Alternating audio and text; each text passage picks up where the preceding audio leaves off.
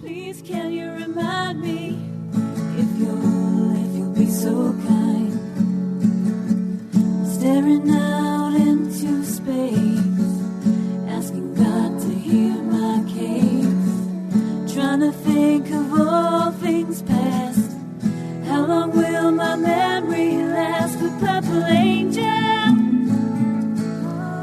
purple angel, purple angel, you're next to. Well, hi everyone, it's Lori La Bey with Alzheimer Speaks, and I'm so glad you are here today because we're going to have a really interesting conversation with the co-founders of MapHabit, which is some new technology that I think is going to be life-changing to so many people, those living with dementia and those caring for them, both family and professionals alike.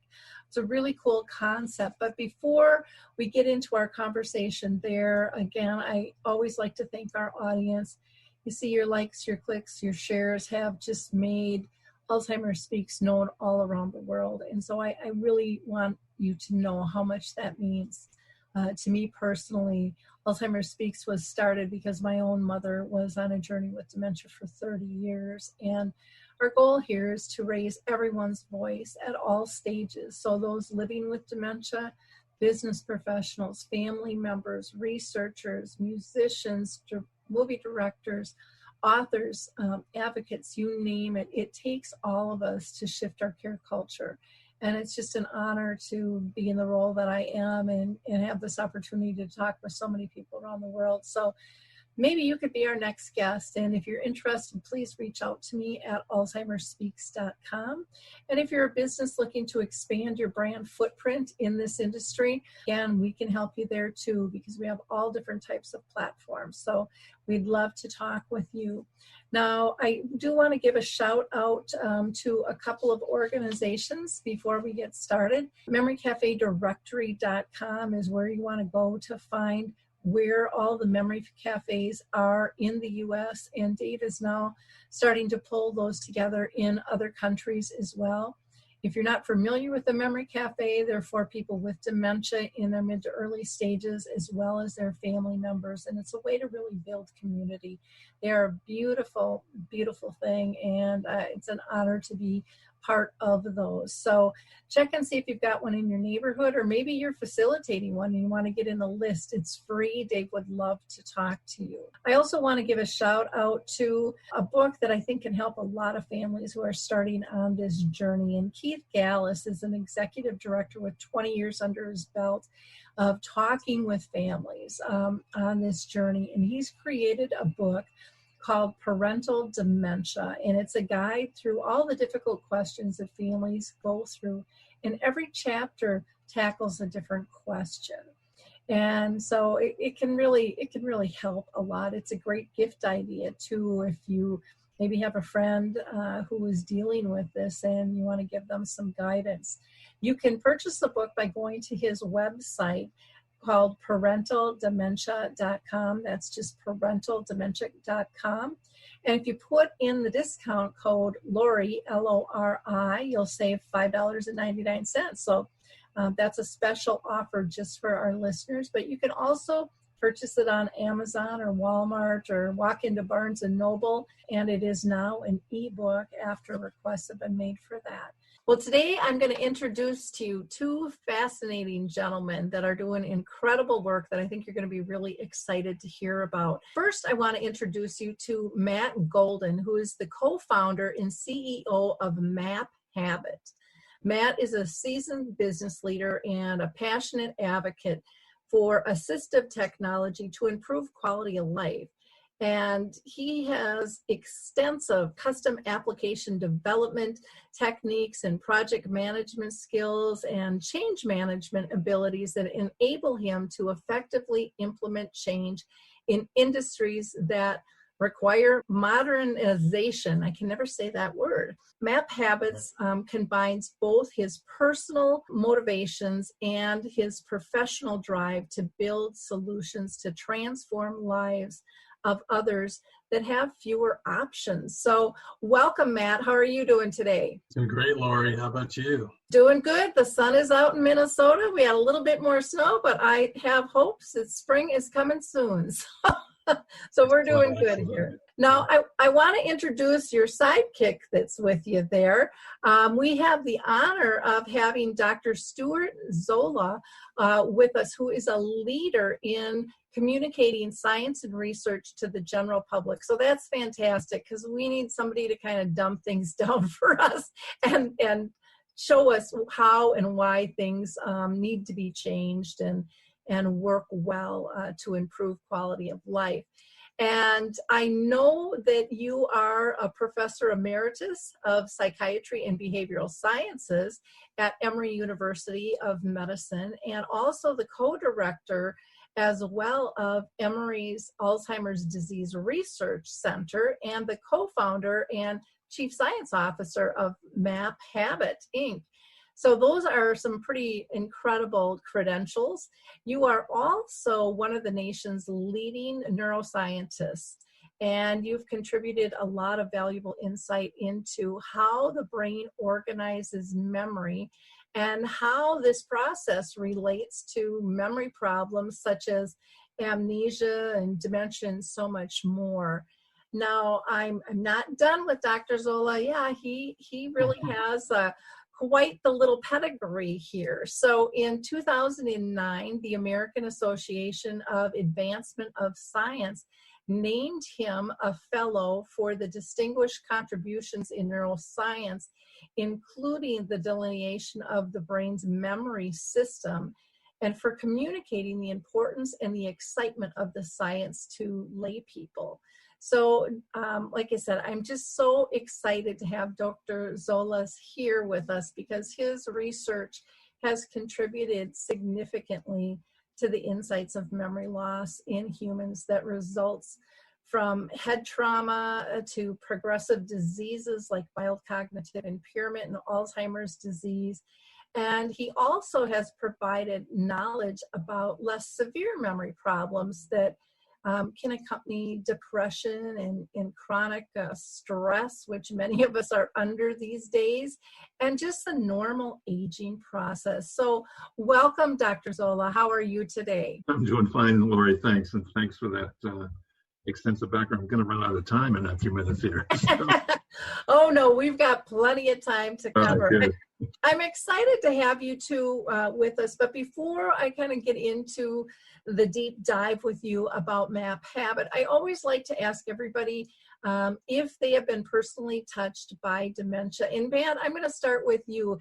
Have you experienced dementia in your own family or circle of friends? Yeah, both actually, Lori.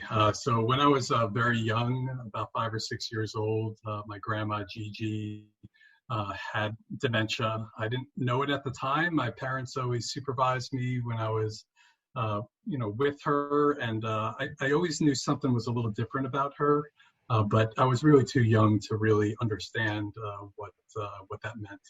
I now know she had Lewy body dementia, which is a pretty severe form of dementia. So that was my first experience. On that same side of the family, my uncle Byron, who was a huge mentor of mine, he got me my first computer. He was an entrepreneur in his own right. He unfortunately developed early onset Alzheimer's in his late 50s, which is extremely rare.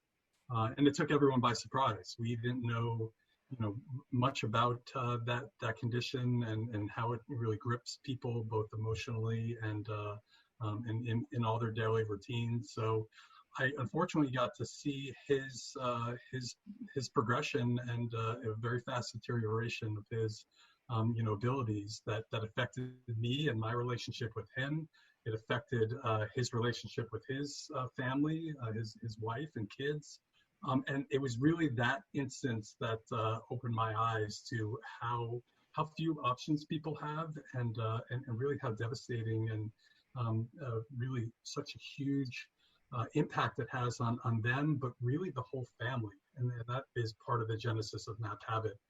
We know that this is not just affecting one person, it affects everyone around them, and it does take a coordinated effort. And until we created MapHabit, we felt that there weren't sufficient strategies to keep individuals independent and improve their quality of life, but also release some of the burden that is inevitably on the multiple caregivers that are in people's care that have these conditions. So that was the one experience, and unfortunately more and more of my close friends and family are coming to me and mentioning that they now have families that family members have been affected. So it's a very important discussion, and something we feel that we can help a lot of people. Okay, great. Dr. Zola, how about you? Have you been touched personally by dementia? Well, the answer is yes, of course. It is almost impossible to find someone these days who hasn't, in part because we are living much longer, and one of the biggest risk factors for Alzheimer's disease is age in itself. So the longer we live, the more cases we're going to see and the more people are involved. But I do have my own personal story, and that is really kind of the way Matt and I came together. My mother was in her actually late 80s, early 90s, and had a stroke. She was in good shape until then, but had a stroke and lived the last several years of her life with dementia. And she was in just a wonderful kind of facility and community where I began to realize that people who do caregiving for these individuals really are in some ways angels. It's harder to describe them in other terms than that. They just are people who have devoted their lives to helping maintain individuals who have these kinds of conditions. So that was a profound experience for me. And although I already was involved with brain sciences and neurosciences, this really had personalized it for me as I saw my mother change. Some days she would have good days, other days she would have really bad days, and it was hard to predict. And that was true for this particular kind of stroke she had, but it's also true for Alzheimer's patients as well. They really can move around in terms of their quality of life on any particular day. Matt and I lived on the same street. We don't any longer, but at the time we formed the MapHabit, we were neighbors, and we came together and happened to be discussing our own backgrounds and discovered that we really had this passion for trying to understand better how we might be able to deliver some kind of enhanced quality of life for people who have this condition. It's a hard condition to face. It's a hard road to know that you're on. But the question was, could we actually create an environment that might at least enhance some of the quality of life, keep people independent for a little bit longer, help reduce some of the stress on family members and caregivers. And that really was the birth of MapHabit. Matt had a skill set in IT and in finance. I had a skill set in brain science. We combined those two fields, and the birth was really MapHabit. And we think one of the best ways now that we know of to help. And just to say that, as you may know, the NIH, National Institute of Aging, and NIH have reinforced that idea. We recently got this Eureka Award from the National Institute of Aging for the best, most creative, most useful kind of assistive technology for people with memory challenges. So we feel very positive about this. This is not a cure. This is not an end of the disease or anything like that. The goal simply is to be able to enhance quality of life for people who have these kinds of conditions. How can we make their life a little bit better? Wonderful. Well, let's get into really diving into, what is MapHabit. So, Matt, you've pulled up the screen here for the MapHabit system. Why don't you dive into it a little deeper for us and explain what the heck it really is? Sure. So what MapHabit is a visual task mapping system. It may sound complicated, but it's really surprisingly simple, and that's really the most innovative part of all of this.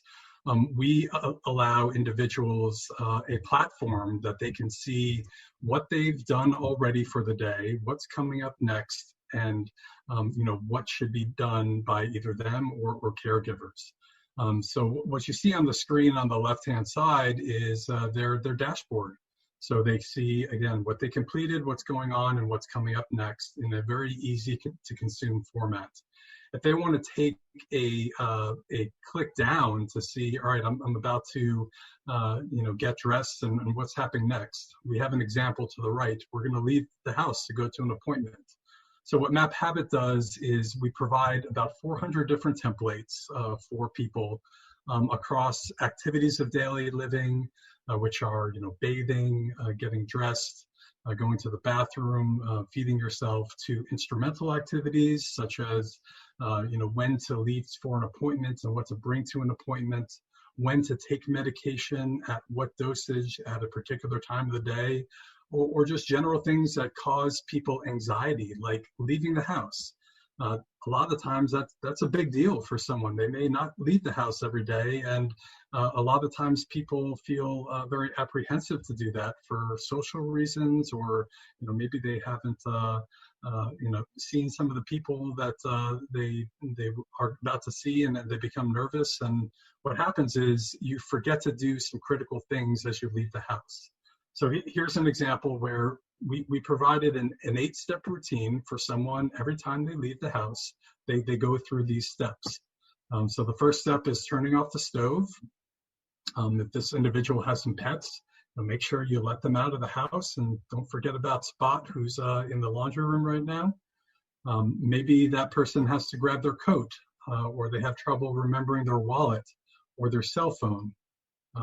They may forget their keys if they're being escorted by a caregiver and then are locked out of the house, or turning off the lights, or even more importantly, turning off any running water that may be going on, and certainly locking the door behind you. So all those steps, while they may be simple to you and I, they are actually very real struggles that people have that cause the sense of nervousness, frustration.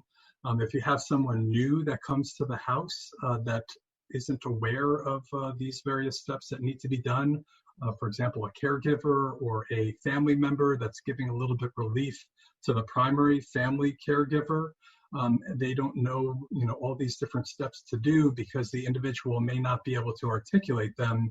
This really provides a template that a family can follow, or a adult living community or a home health company can use as standardized practices across all of their staff members to ensure consistency of care, to provide a reliable handoff, and to really help coordinate all the activities and structure them in a way that is easy to follow for an individual. Okay, I love these pictures because I think they're really helpful, and then you've got the text along with them.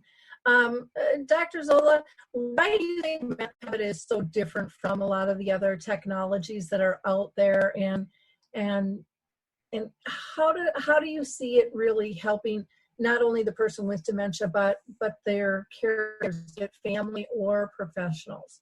So those are terrific questions, Lori. I should just mention, though, that as Matt was talking and going through this map, you may have seen me. I had just pulled my cell phone out to remember to shut it off, which I had forgotten to do before the program. So these maps, we use them all the time, and they're very, very helpful, really across the range of individuals.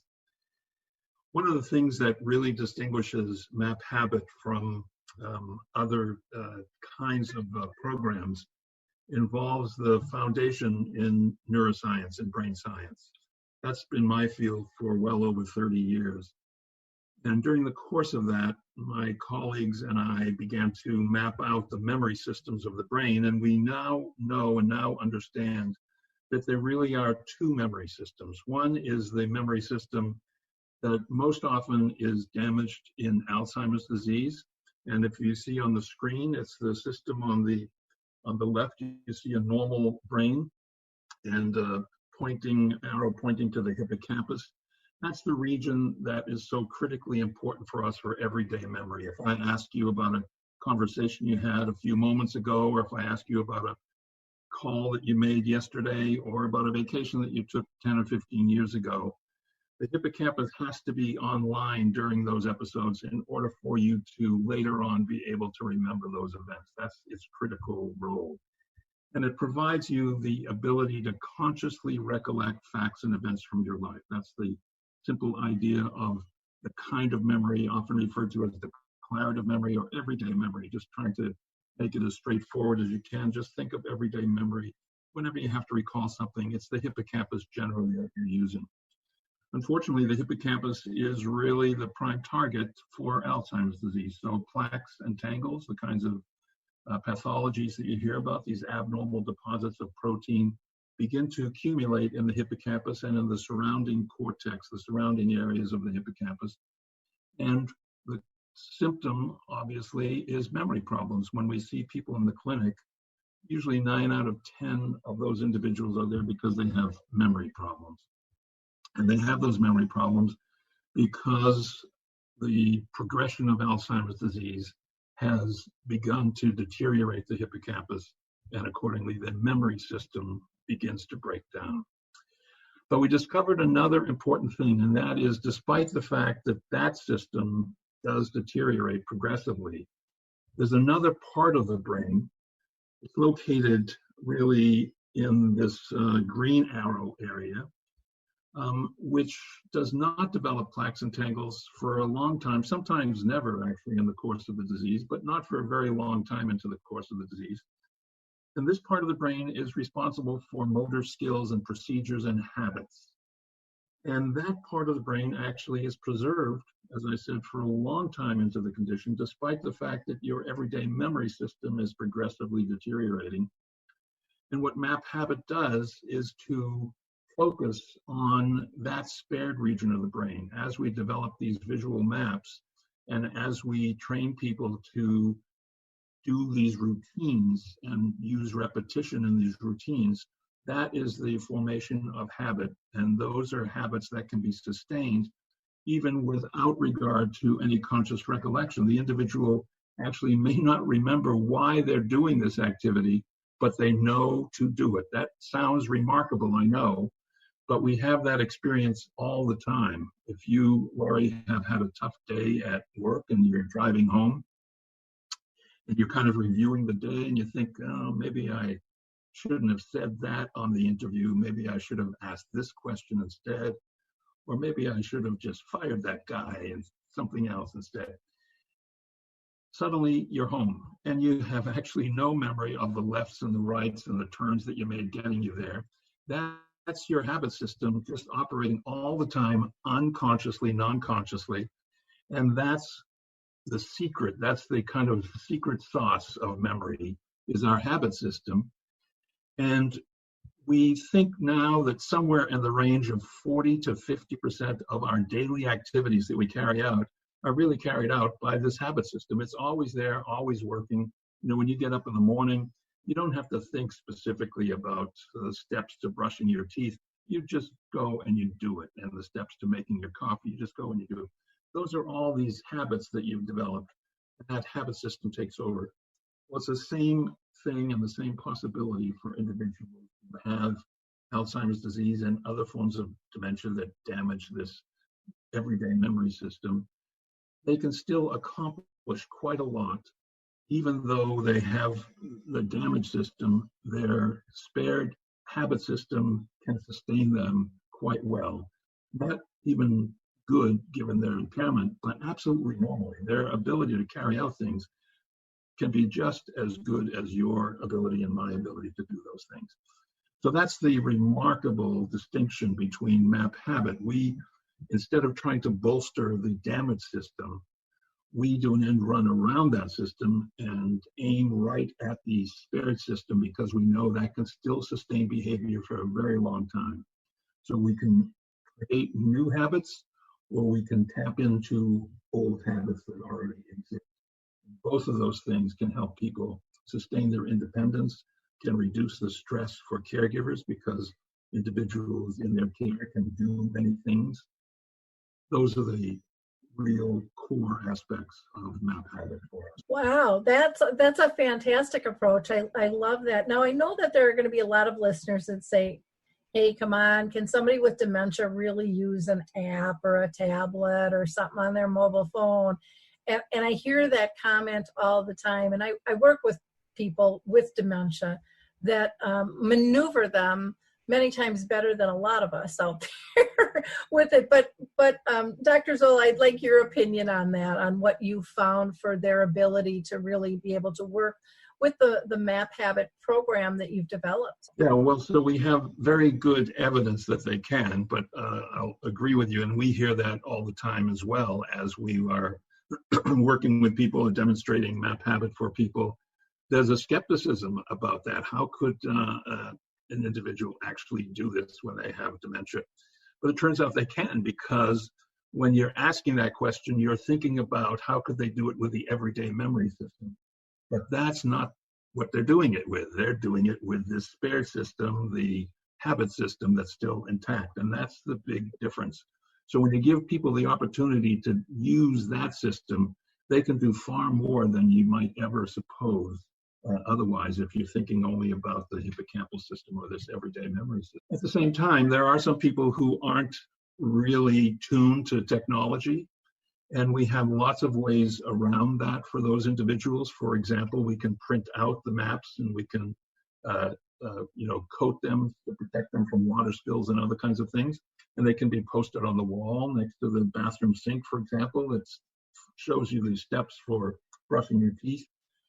An important advantage and a special characteristic of MapHabit is that all of these maps are personalized, so that the maps aren't generic pictures. The maps are really pictures of their own bathroom, their own toothbrush, their own toothpaste, those kinds of things that help remind them of the sequence of steps in real life that they are going to be taking, because they're using the real products, the real items that we're showing in the pictures.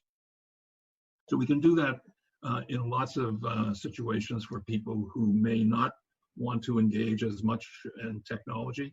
But I think, as you mentioned, Lori, people are often surprised at how much older people embrace this technology. It is really so, and people love it. They know they can learn from it. So people embrace it much more easily than we might suppose that they would without giving them the opportunity to. And I think that's an important aspect of that. Getting people engaged and being able to do this is an important aspect for helping them sustain their independence longer, their cognitive abilities longer, helping reduce stress. All of those things are encouraged in the process of using MapHabit. And all of those things we know are just better for people's health in the long run. So I think we have really no kinds of individuals who can't in one way or another benefit from MapHabit, either using it directly, using it as with these paper maps. And then the third aspect of it is that as the individual may become more and more severely impaired, then it's the caregiver who really becomes the agent for the individual. And the caregiver really can take advantage then of MapHabit by laying out these various kinds of tasks, helping to be reminded about what comes next, and keeping the person kind of both engaged and managed well. So across the board, whether it's individuals with mild or no cognitive impairment, all the way to individuals who have significant impairment of the Alzheimer's type, and even in final stages, there the caregiver becomes the agent. So MapHabit still remains importantly useful throughout the span of this condition. Well, one comment I have a few comments actually that I'd like to make is one, that I think this helps get over some of the stigmas that everybody is in end stages that has a form of dementia, and they are able to participate and utilize this program. And two, the importance of, I think, routine and dignified prompts that you've set up, and the ability to customize those pictures. So, the bathroom does look like their bathroom, or, the closet does look like their closet, whatever it is really is important in their own individual life. And I would also like to just reinforce that a lot of times, and I hear this from families a lot, is like, well, they don't follow the routine. Well, sometimes we have to look at whose routine do we want them to follow. And it really needs to be their routine, not necessarily our routine. And we're the ones that have to adjust to make life smooth and comfortable for them. Because when they're at peace, as care partners, we're going to be more at peace too. And I think sometimes that's really overlooked. And it's like, well, no, we've always done it this way. Well, sometimes you have to adjust. And looking at how you've designed the program, I mean, I'm looking at it going, wow, this would be cool for little kids when you're trying to get them used to doing their chores. You get up in the morning, you got to go potty, you got to brush your teeth, you got to make your bed, make sure, everything's in your backpack you need, and allowing them more independence, allowing them to, have that phone system and feel like kind of an adult, because that's what mom and dad are on all the time. So I think there's so many different ways to look at this. And just as, we age or our schedules get really busy, it's easy for us to forget certain things. And so I think these prompts can be used for a lot of different ages and stages of life, as a whole. And I love that, again, that they can be customized, and, having over 400 applications. I would imagine that you guys are probably open to maybe other needs that people have and suggestions. Is that true, Matt? Oh yeah, definitely. There's a map for almost any daily routine you can think of, whether you're male or female, African American, Caucasian, Asian, Latino. We have different versions of these starting points of maps to give people something out of the box that they can start using. However, depending on your level of impairments, early on, you may just need a reminder to take your pills in the morning. But as your disease progresses, then you may actually need to remember where to go for that pill, or you may need to remember what dosage to take at the right time. Or there may be, other types of more complicated activities that you used to be able to do on your own, but you're no longer able to. So that's where the versatility of these maps are great, and that's where the National Institute of Aging really took hold and loved what we were doing, is that these maps change with the individual as they go.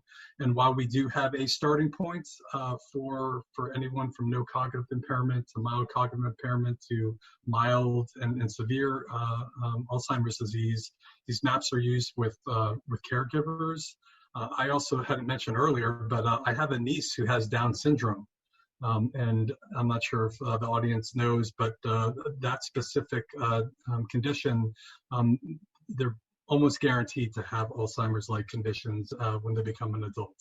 I believe 40% of all kids with Down syndrome at age 40 have Alzheimer's, and it's well into the 90s that they will get those kind of dementia-related conditions as they continue to age. So, as you're right. I mean, I use MapHabit with my daughter in the morning for morning routines, and it works great because it gives her that that self-confidence. It gives her that autonomy and independence that she can do what she wants, and she actually has updated the maps so that when she's done with them, it actually plays her favorite music. So yeah, you got to do a little bit of work, but there's a reward at the end if you do it in the right way. And that's the part that we feel is going to really set us apart. Is this not only helps people become more independent and helps ease the burden of the caregiver, it actually is fun and they can see themselves progressing.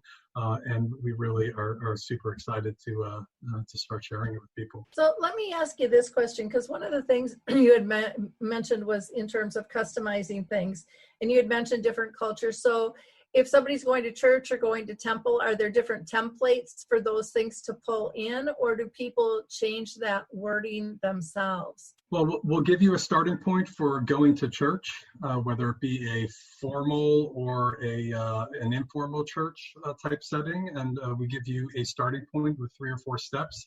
But really, either the individual, who, if they're higher functioning, or the caregiver would then swap out the generic picture of a church and put their church on there. Or, if it says a specific text on there, they can very easily overwrite that text in a matter of seconds. The technology is so good, Lori. So just holding the iPhone, so that the MapHabit is on the iPhone. So you can just sit in front of or stand in front of your temple or church or whatever and take a picture of it. And literally in less than 10 seconds, you move that into the map. So that map now shows a picture of your place of worship, your people that are around there. The route to it can be your route to it from your house. So you can customize it and personalize it in every single way. So simply is the key.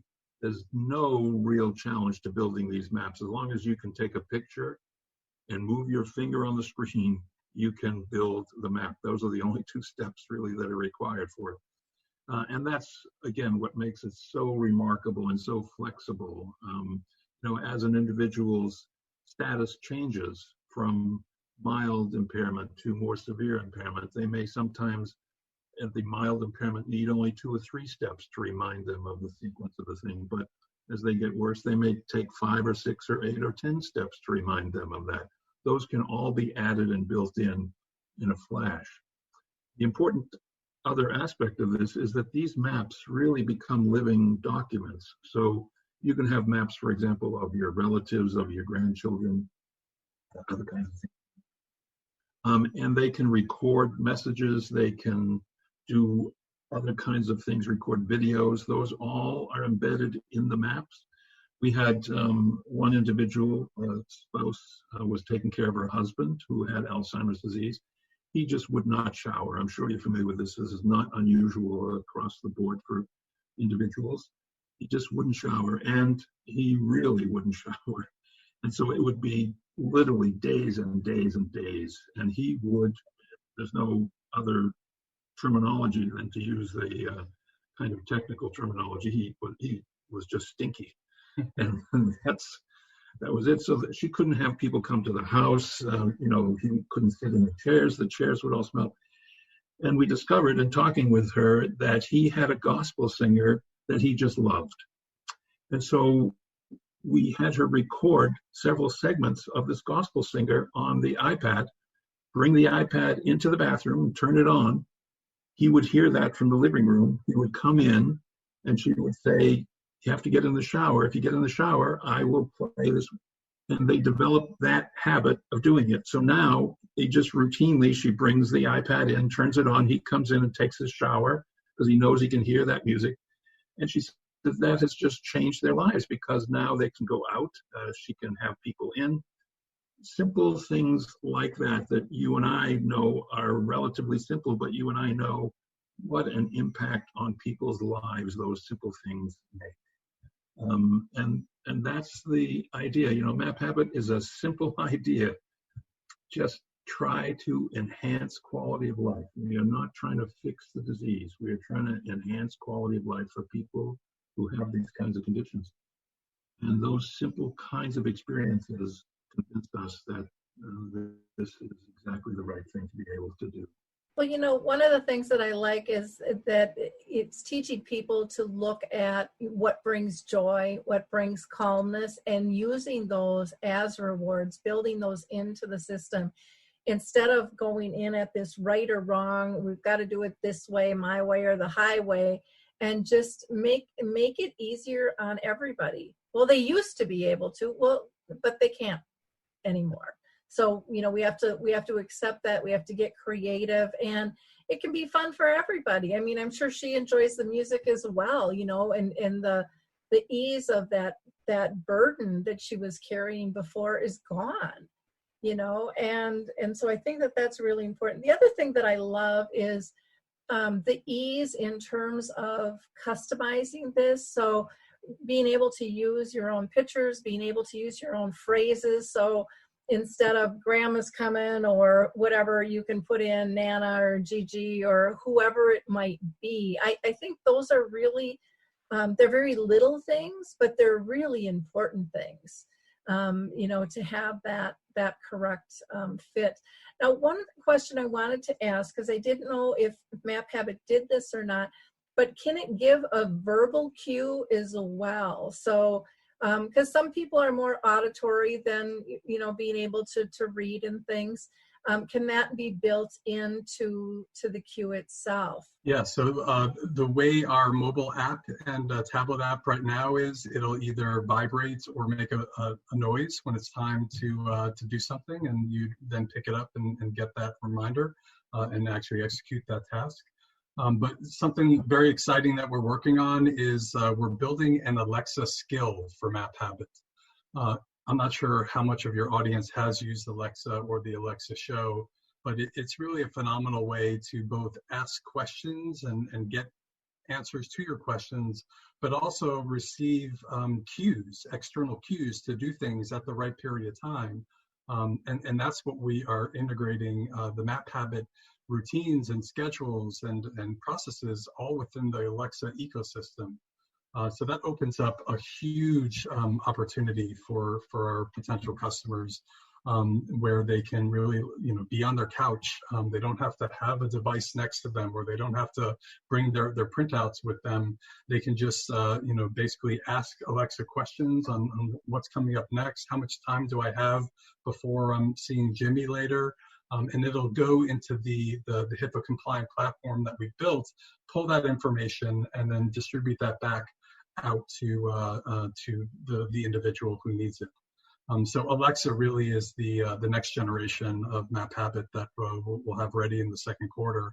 That will really provide a lot more options in terms of text to speech and being able to deliver things through a smart speaker. One of the things I wanted to ask, and I get the Alexa thing, but could I have my voice on there as a care partner to say, hey, Jimmy, you need to take a shower now, or, we're heading out to whatever. Can you do those audio recordings? Yeah, absolutely. Every one of the maps has the opportunity for each picture even to have a accompanying recording with it that says something about the picture.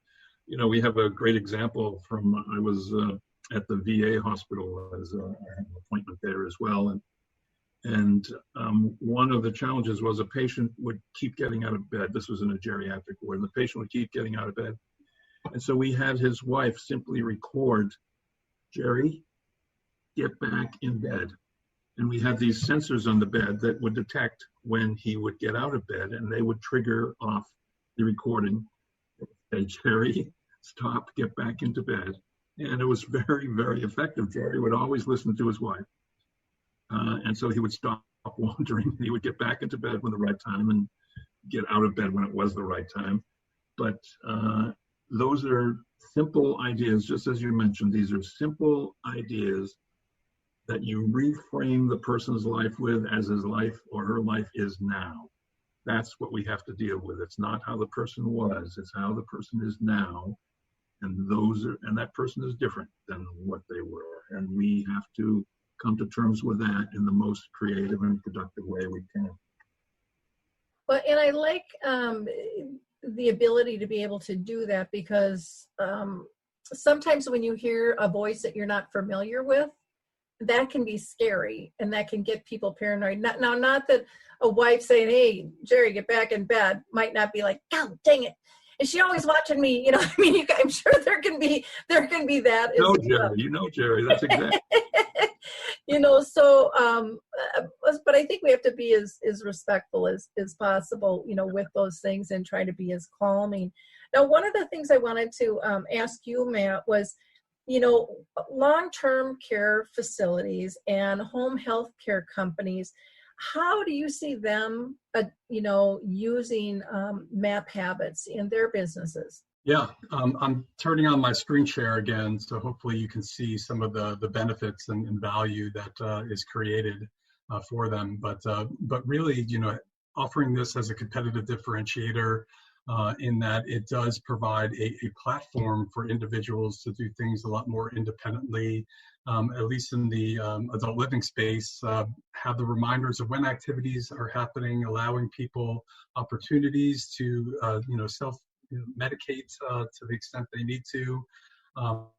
We also believe that this will ultimately reduce staff turnover in the caregiving space, which traditionally has been a relatively low-paying and very stressful job, where you don't have a lot of the tools that other industries have had. We believe that this will make their jobs safer. They'll be able to do more things with the time that they're there, which will improve their happiness and efficiency, but also for the managers could also better allocate their staff members. Other organizations like home health companies that want to have that consistency of care amongst all their caregivers that are going to people's homes. It's a great tool for that to ensure that consistency. It also is a nice tool for the family members of those customers of home care or home health companies, because they may actually be able to do a combination of an in-person and kind of off-site type service, where you can have remote monitoring from the agency by using these maps and building these maps so the individual can carry them out while they're not there. So you could almost imagine that it could save a little bit of money and improve efficiencies on both sides. But one of the great things that you had mentioned earlier about restoring dignity and respect that people deserve with these kind of conditions, that's the most important. You're really giving someone that toolkit that they can use on their own, whether it be through their phone or tablet or the paper-based printouts or the Alexa skill, but you're also helping family members that have to come in that are often stressed out at their jobs, and they have a sense of where that handoff has to happen, because we have secure messaging between caregivers and the family members, where they may not know how to get in touch with them because it's a new person every couple of weeks. So the platform really does help that care coordination using these personalized, very simple maps. And that really is what the leading scientists loved about our approach. Now, given that, I have a question for you, because one of the things I hear from families all the time, and I experienced it with my own mother when she was in a nursing home, was there were certain staff that didn't seem to ever have a problem with my mom, and there were others that always did. And they didn't know how to get her to not be aggravated at what they were asking her to do. Is there a place in these cards where staff can share maybe what they're saying or how they're doing something to assist somebody? Because sometimes it might be, it might be something calming by, talking to them about X, Y, or Z, or putting on the music that calms them down to get through the task, or reminding them of a favorite story or someplace they're going to go into later on down the road. I mean, it could be a zillion different things, but is there a way for staff to be able to communicate how they're applying this? Because I think that it's missed a lot. And to me, that can save an organization a ton of time. And I think it could increase quality of services dramatically. Well, it's a terrific question and a terrific insight, Lori, as well. We often call this the handoff problem. When you have a new caregiver coming in the hospital, when you have shifts of teams, at various times, how does the new person get a quick overview of what has happened on the last shift, or what may be an important thing to keep in mind? And that's what we said earlier, that these maps become truly living documents, so that people add in that information of, I tried this with Steve today, and it actually seemed to work pretty well. Maybe you should try that next time he's agitated, and see what happens. So you begin to accumulate knowledge and information about the individual and how the care of that individual can become progressively more effective, because you are having the experience of a lot of different people come together in one place. If you didn't have the opportunity to bring everybody together, at least you have the opportunity of seeing what people are leaving as important information for the individual. And you can review that each time during your shift or at various times to see where the best kinds of treatments might reside and be able to use those. So you're absolutely right, and this provides a real opportunity for doing it in a fairly efficient way to do it, because you can go right to that individual. If you have a caregiver that you know has been successful, for example, go to that caregiver's bracket component and see what is that person doing that I'm not doing, perhaps. And share the information that way. Yeah, I think, like I said, I think it would save a lot of time. It would be much more relationship based, and it would build more of a team effort and allow, because again, I travel the country with training, and what I hear from staff a lot of times is that they don't feel that they are asked to share their knowledge, or there's not time to share their knowledge.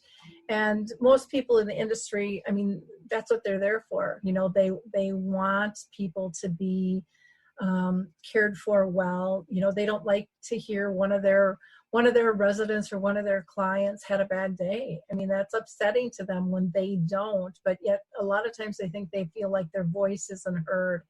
And I personally think that we have to get back into kind of reaching in deep and asking staff for their immediate input in terms of, problem solving this and sharing those ideas. And it's a huge, in my opinion, from what I hear and what I see, it's a huge problem in the industry. We're short-staffed, and we need to be able to communicate that information quickly and easily and in a dignified fashion from staff to staff as well, not downplaying the way someone else is doing it, but really doing it in an uplifting fashion. And I think that is something that needs to be looked at a big time. Now, Matt, I do want to ask, because I'm sure everyone's going, but what does it cost? What does it cost? So why don't you tell us how that setup is? Yeah, so we right now we're offering MapHabit to businesses right now, so adult living companies, to various nonprofits, to home health, home care companies, hospitals, etc. And it really does vary based on the size of the organization. However, in its most rudimentary sense, when there's a small onboarding one-time setup fee, so we can get everyone trained up. But then every caregiver, any staff of that organization is free to set up, and you only pay per individual with impairment.